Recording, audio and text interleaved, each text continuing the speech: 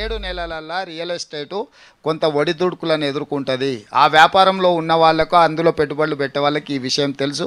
ప్రభుత్వానికి కూడా స్పష్టత ఉంది. తప్పకుండా ప్రభుత్వం ఏ రకంగా వాళ్లకు ప్రోత్సాహకాలు ఇవ్వాలి. కొద్దిమందిని సెలెక్టెడ్ వాళ్ళకి కాదు, ఒక పాలసీ తీసుకొస్తాం. 3-4 మోనపల్లి చేసి వాళ్ళ చేతుల్నే మొత్తం గుత్తాధిపత్యంగా ఉండే విధానాన్ని మా ప్రభుత్వం నిర్మూలిస్తుంది. పెట్టుబడులు పెట్టే ప్రతి వాళ్లకు సహజ సిద్ధంగా రావాల్సిన అనుమతులు, B pass, I pass, T pass ఏదో అన్నాడు కదా, వాళ్ళకు కావాల్సిన వాళ్ళు ఎవరు కూడా అందులో అప్లికేషన్లు పెట్టలే, మాన్యువల్గా పెట్టిర్రు. అవి కూడా నిన్న మొన్న చర్చలైన బాలకృష్ణ తెలుసు కదా అట్లా. Hello, next sir SSR Shastri, Nava Telangana. Sir sir ఈ గృహజ్యోతి స్కీమ్కి సంబంధించినటువంటి ప్రశ్న సార్. మీరు 38 లక్షల మందికి గృహజ్యోతి అమలవుతుందని చెప్పినారు సార్, కానీ రాష్ట్రంలో 90 లక్షల తెల్ల రేషన్ కార్డులు ఉన్నాయి. అంటే 52 లక్షల మందికి గృహజ్యోతి ఇంకా ఇంప్లిమెంట్ కాలేదు. ప్రజాపాలన కంటిన్యూ ప్రాసెస్ అని చెప్పని ఎంపీడీఓ ఆఫీసుల్లో మీరు దరఖాస్తులు తీసుకుంటామని చెప్పారు. కానీ ఎమ్మెల్సీ ఎలక్షన్ల నోటిఫికేషను, తర్వాత ఇప్పుడు పార్లమెంట్ ఎలక్షన్ నోటిఫికేషన్ల వల్ల ఎంపీడీఓ ఆఫీసుల్లో ప్రజాపాలనకి దరఖాస్తులు స్వీకరించట్లేదు.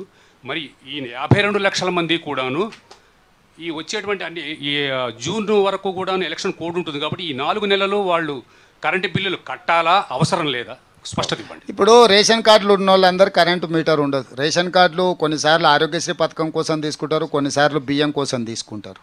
కాబట్టి కరెంటు కనెక్షన్స్ ఎన్ని ఉన్నాయి, దాంట్లో అప్లికేషన్లు ఎన్ని పెట్టుకున్నారు. మేము గ్రామ సభలు పెట్టి వీటికి గృహజ్యోతి కోసము అప్లికేషన్స్ పిలిస్తే మా దగ్గరకు వచ్చినాయి 62 లక్షల అప్లికేషన్సే.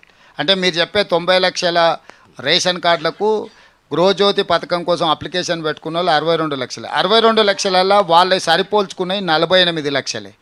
అంటే వాళ్ళ కరెంట్ మీటర్ కనెక్షను, వాళ్ళ అప్లికేషను, వీటన్నిటిని కూడా డేటా ఎనాలిసిస్ చేసి ప్రీవియస్ కరెంట్ మీటర్ల నెంబర్లు కూడా తీసుకొని ఎనాలిసిస్ చేస్తున్నాం. ఇట్లా ఏమైనా క్లరికల్ ఎర్రర్ ఒక్కోసారి నింపేటప్పుడో లేకపోతే చెప్పేటప్పుడో ఏదన్నా చిన్న చిన్న తప్పిదాలు ఉంటే సవరించుకోవడానికి కూడా కౌంటర్స్ ఓపెన్ చేసినాం. సో ఇప్పటి వరకు అంటే మొదలుపెట్టి కొద్ది రోజులైంది, ఇప్పటి వరకు చేరుకున్న నెంబర్ చెప్తున్నా.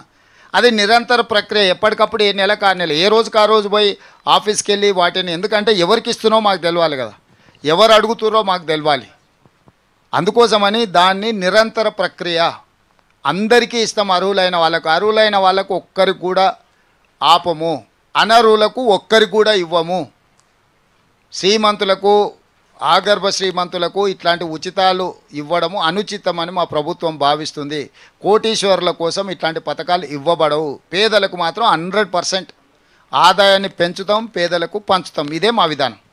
చెప్పండి sir. Srinivas, city vision bureau chief. Sir, ముందుగా 100 రోజులు పూర్తి చేసుకున్న మీకు శుభాకాంక్షలు. దాంతోపాటు ఇప్పుడు రాష్ట్ర ఆదాయానికి మేజర్ కాంట్రిబ్యూషన్ జిహెచ్ఎంసీ నుంచి రావాల్సిన నిధులు గత ప్రభుత్వం మళ్లించింది అనే ఒక ఆరోపణలు ఉన్నాయి.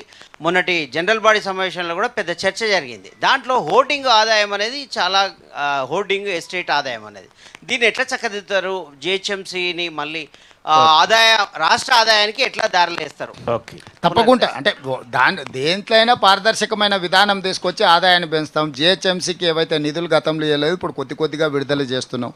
అప్పుడు కూడా వాళ్ళ బ్యాంకులో పైసలు ఉండేవి, ఇప్పుడు జీతాలు ఇవ్వలేని పరిస్థితికి నెట్టినరు. వివిధ బ్యాంకులలో 1000 కోట్ల అప్పులు తెచ్చిండ్రు.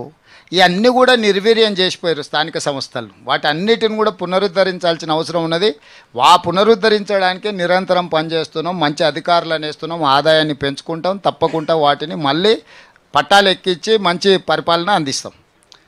Sir, Abdul Bashir from India Today. Sir, as Abdul you know, Bashir, that the current which paper? India Today. Okay, right. Sir, as you know, the current issue, electoral bonds that were bought through many corporates come from Telangana. So what is your opinion on this, and also your opinion on one nation, one election, sir? What does the Telangana government think about it? My stand is, it is clear. My party stand is my stand. I don't have any other stand regarding these bonds or otherwise Jamli election. So it's nothing but quid pro quo. Whoever is in power, they are giving some contract, they are giving electoral bonds. Now they have to disclose the which bond given to which party. So then only I can react on those bonds. Second thing, Jamli election we have opposed, but they are bulldozing. They have number game, so they are playing with the number game.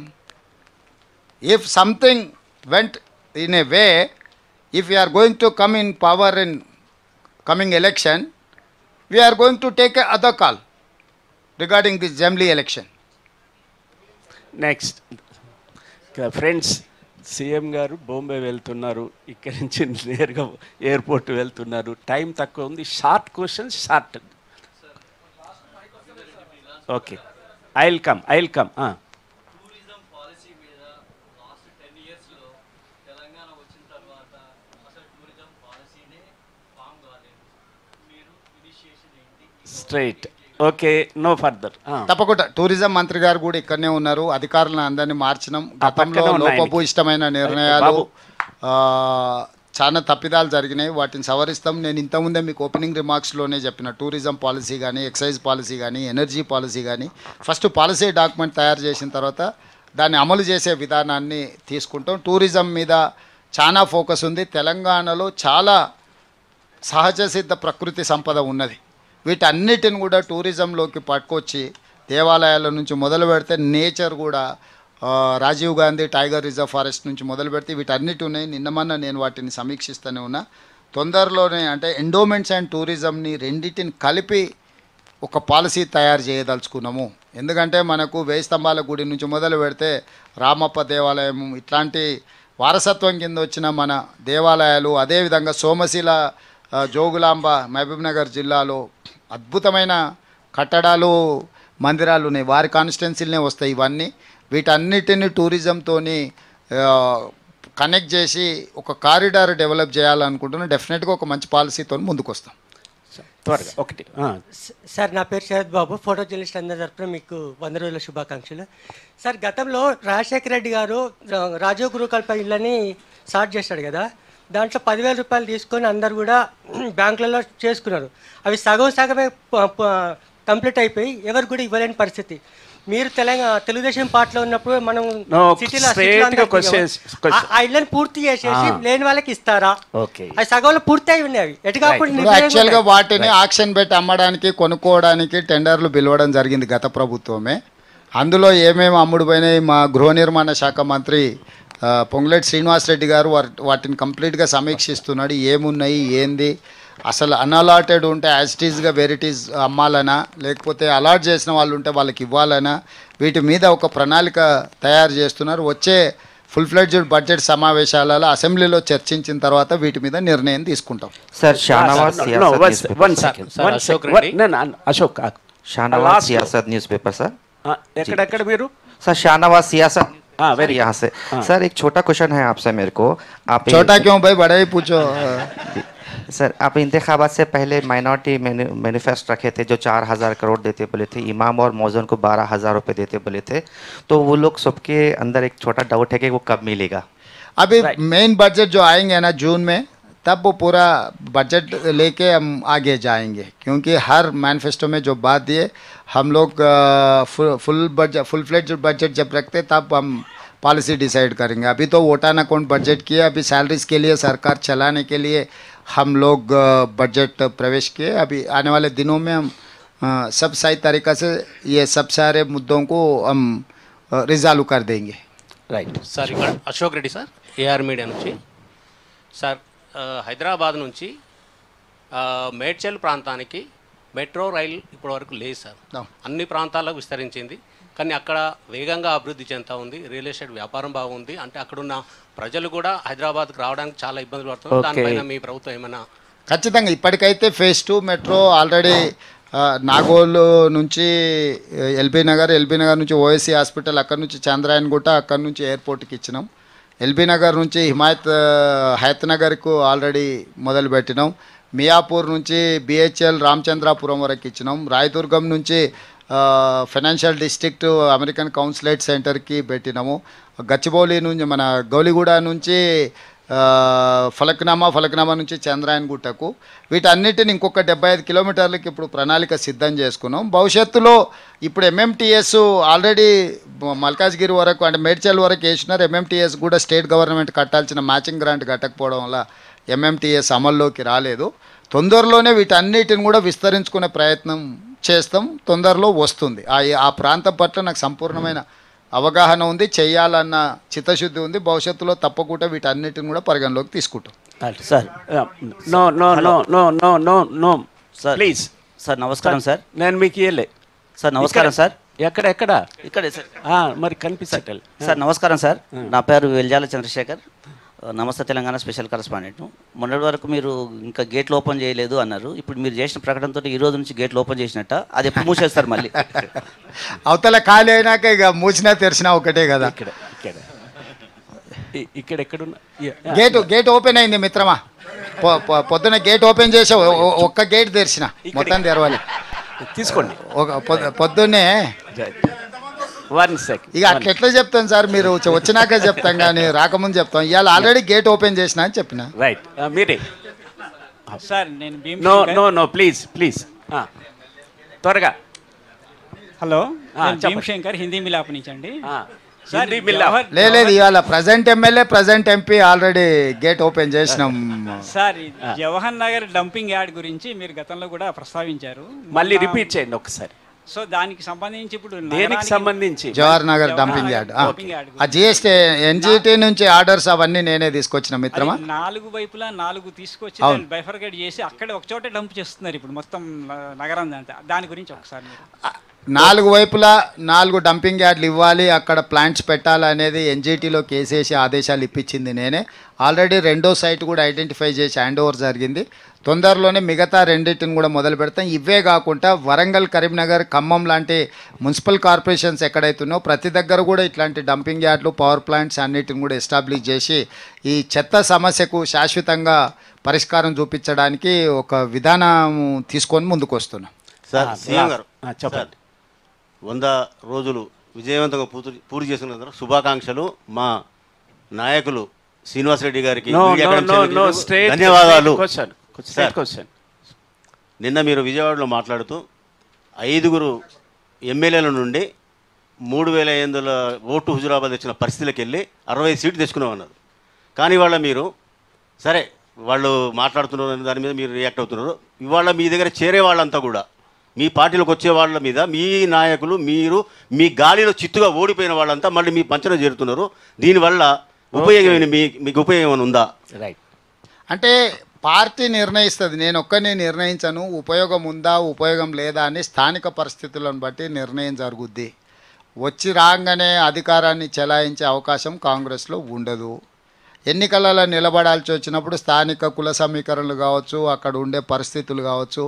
ఈరోజు చాలామంది ముఖ్యమైన నాయకులు అందరూ కూడా ఎమ్మెల్యేలుగా మంత్రులుగా ఉన్నప్పుడు parliament ఎన్నికల్లో పోటీ పెట్టడానికి సామాజిక పరిస్థితులను కూడా దృష్టిలో పెట్టుకొని పార్టీ నిర్ణయం తీసుకుంటుంది.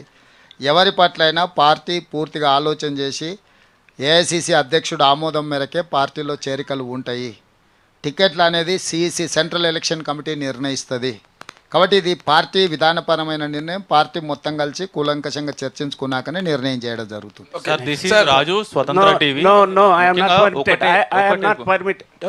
సందీప్ రెడ్డి, మహా న్యూస్ సార్. ముఖ్యంగా అయితే ఈ పార్లమెంట్ ఎన్నికలు ఈ 100 రోజుల పాలనకు రిఫరెండం అంటున్నారు. ఒకవేళ తక్కువ సీట్లు వస్తే మాత్రం దానికి కూడా బాధ్యత వహిస్తారా? ఖచ్చితంగా కదా, బాధ్యత వహించే వాళ్ళే రెఫరెండం అంటారు.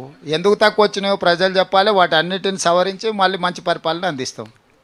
Right next sir. This is Raju, Swatantra TV. ముఖ్యంగా ప్రభుత్వం మారినప్పటికీ కొంతమంది అవినీతి అధికారుల బుద్ధి మారడం లేదు. ముఖ్యంగా నిన్న చిన్న ఇన్సిడెంట్ చెప్తాను. కీసరా ఎంఆర్ఓ ఆఫీస్లో కూడా కళ్యాణ లక్ష్మి పెట్టుకుంటే 6,000 రూపాయలు డిమాండ్ చేస్తా ఉన్నారు. అధికారి పేరు చెప్పొచ్చో చెప్పలేదు. ఏసీబీకి పట్టించు, నాకేం చెప్పక ఏసీబీ వాళ్ళకి చెప్పు. సంస్థ యాక్టివ్గా ఉన్నది. అట్లాంటి అధికారి ఉంటే రాతపూర్వకంగానైనా ఫిర్యాదు చేయండి. ఎవరినైనా నియంత్రిస్తాం, నిషేధిస్తాం. కానీ నియంత్రణ చేసేటప్పుడు మాకు సమాచారమే లేకుంటే నియంత్రించలేము. రాజు, నువ్వు ఒక బాధ్యత గల పౌరుడివి, అందులో జర్నలిజంలో ఉన్నావు. ఇంత పెద్ద సమాచారం తెలిసి దాచిపెడితే కూడా తప్పే. తక్షణమే ఏసీ వాళ్ళకు కంప్లైంట్ చేయి, అతన్ని లోపలేపిస్తాం. లాస్ట్ వన్ రాంబాబు, అమ్మని ఛానల్. గ్రామాలలో భూములు అంటే రికార్డులలో భూములు పెరిగినాయి. అటు శ్మశాన వాటికలతో మొదలు పెట్టుకుంటే ఇటు చెరువు సీలింగ్ ల్యాండ్లు కానీ మొత్తం భూములన్నీ కబ్జా అయిపోయినాయి. భూములలో రికార్డులు మొత్తం పెరిగిపోయినాయి. దీని మీద కాంగ్రెస్ ప్రభుత్వంగా రేవంత్ సర్కార్ ఏమైనా నిర్ణయం తీసుకుంటా? ఇప్పటికే మాడ్యూల్స్ కూడా ఇంకా చేంజ్ కాలేదు, ఇప్పుడు ఈ రోజు తను ఆగిపోయినాయి. అంటే వాటిని ప్రక్షాళన చేయడానికి ధరణి పోర్టల్నే తీసి భూమాత చేసి ప్రక్షాళన చేసి పెరిగిన భూములు తగ్గిన భూములను అన్నిటిని కూడా లెక్కలేసి వాస్తవ పరిస్థితులు 2014 కంటే ముందున్న పరిస్థితులు 2024లో ఉన్న పరిస్థితులను బేరీజు వేసుకొని రికార్డుల ప్రక్షాళన చేయాలని మా ప్రభుత్వం నిర్ణయం తీసుకున్నది. ధరణి కమిటీని వేసినాం. దాంట్లో ఐఏఎస్లు ఉన్నారు, అనుభవజ్ఞులు ఉన్నారు, నిపుణులు కూడా ఉన్నారు. సో వాళ్ళందరి నివేదిక మీద ప్రభుత్వం చర్యలు తీసుకుంటుంది. నెక్స్ట్ ఇక్కడ ఎవరు सर मोहम्मद रियाज अहमद सियासत टीवी 5 minutes లో పూర్తి చేద్దాం. मोहम्मद रियाज अहमद सियासत टीवी सर आप मूसी रिवर ब्यूटिफिकेशन हाँ भाई में बहुत ज़्यादा दिलचस्पी ले रहे हैं. हाँ बोलो. लेकिन उसी के करीब उस्मानिया जनरल हॉस्पिटल है, उसे बचाने के लिए आप क्या करेंगे? नहीं, अभी हाईकोर्ट में उस्मानिया जनरल हॉस्पिटल डिमोलिशन या कंस्ट्रक्शन के लिए हाईकोर्ट में केस चल रहा है. हाईकोर्ट के आदेश के अनुसार हम लोग उसके ऊपर कदम उठाएंगे.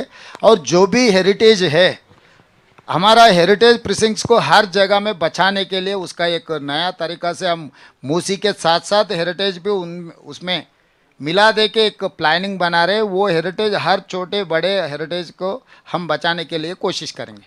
నెక్స్ట్ సార్ చెప్పండి సార్. లాస్ట్ 10 నిమిషాలు జర్నలిస్ట్ అంశాల మీద పేరు చెప్పు. కిరణ్ కుమార్, ప్రజాపక్షం. రైట్, ఏంటది? జర్నలిస్ట్ హౌసింగ్ సొసైటీకి సంబంధించిన అంశము. జవహర్లాల్ జర్నలిస్ట్ హౌసింగ్ సొసైటీ ఇది చాలా సుదీర్ఘకాలంగా ఉన్న డిమాండ్. కాంగ్రెస్ హయాంలోనే వచ్చింది, రాజశేఖర రెడ్డి గారు ఇచ్చారు. అనేక చిక్కుముడులు విప్పుకొని ఇప్పుడు సిద్ధంగా ఉన్నది. గవర్నమెంట్ వైపు పెండింగ్ ఉంది. చాలామంది దుర్భరమైన పరిస్థితులు ఉన్నారు. 60 మంది చనిపోయినారు. కాస్త అంటే వాస్తవంగా ప్రత్యేక దృష్టి పెట్టండి. ఆకాంక్షలు ఉన్నవి మిత్రమా. ఇప్పటి వరకు ఎన్నిసార్లు ఇచ్చినా, జర్నలిస్టులకు ఇచ్చినా, ఫోటోగ్రాఫర్స్కి ఇచ్చినా, కాంగ్రెస్ ఉన్నప్పుడే మీకు ఇళ్ల పట్టాలు ఇచ్చింది. రేపు భవిష్యత్తులో అయినా కాంగ్రెస్ ఇస్తుంది. నేను ముందే మీకు స్పష్టంగా చెప్పిన, ప్రెస్ అకాడమీ చైర్మన్ను నియమిస్తాం. మీరు అతని దగ్గరికి వెళ్ళి ఒక జవహర్ నెహ్రూ సంఘమే కాకుండా ఇంకా చాలామంది కూడా ఉన్నారు, అంటే ఎలిజిబుల్ ఉన్న వాళ్ళని కూడా దృష్టిలో పెట్టుకొని నిర్ణయం తీసుకుంటే ఈ సమస్య పరిష్కరిస్తాం, మిగతా వాళ్ళ సమస్య పరిష్కరిస్తాం. మీరు సంఘాలన్నీ కూడా ప్రెస్ అకాడమీ చైర్మన్ గారి దగ్గరికి వెళ్ళండి, వారితోని సొసైటీతో మాట్లాడండి. వారితో మాట్లాడిన తర్వాత మాకు ఐఎన్పిఆర్ మినిస్టర్ ఉన్నారు, వారితో కూర్చోండి. వారు అన్నీ తీసుకొచ్చి సమస్యలు వాటికి పరిష్కరించే సూచనలు తీసుకొని ముఖ్యమంత్రి కార్యాలయానికి వస్తే వాటిని పరిష్కరిస్తాం. అదేవిధంగా మీ హెల్త్ ఇన్సూరెన్స్ను కూడా పెండింగ్ ఉన్నది, కార్పొరేట్ హెల్త్ ఇన్సూరెన్స్, వాటిని కూడా సరైన విధంగా చర్యలు తీసుకుంటాం. నేను మీకు ఇచ్చే సూచన ఒకటే, అప్రాప్రియేట్ ప్లాట్ఫామ్ దగ్గరికి వెళ్ళకుండా నా దగ్గరకు వచ్చి ఎన్నిసార్లు చెప్పినా కూడా వినడం మంచిది, చూస్తా అని చెప్పడం తప్ప దానికి ఏం పరిష్కారం దొరకదు. ప్రెస్ అకాడమీ చైర్మన్ దగ్గరికి వెళ్ళండి. వారిని నేను ఆల్రెడీ రిక్వెస్ట్ చేసిన. వివిధ సంఘాలను అందరిని కూడా పిలవండి, కూర్చోబెట్టండి, మాట్లాడండి, వాళ్ళు లేవనెత్తుతున్న సమస్యలు ఏంటో తీసుకోండి.